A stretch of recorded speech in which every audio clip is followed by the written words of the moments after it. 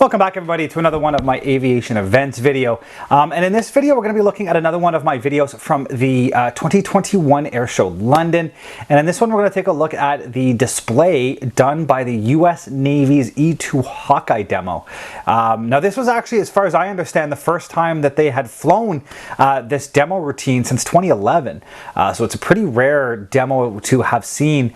And unfortunately they had a bit of an issue. Their ground support team, which was driving up, actually had basically they weren't allowed to cross the border. Canadian Customs wouldn't let them in.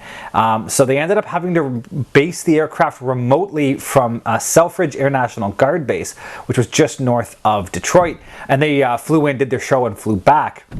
And what that meant for us watching the show was they weren't actually allowed to put wheels on the ground, which was a little unfortunate in two aspects. One, we didn't get to see the plane on like a static setup on the ground, and two, the aircraft wasn't allowed to do its full carrier landing demo. It actually normally does the overhead brake, drops the gear and flap, and lands on as it would on the carrier, and then kind of do like a stop and then take off again.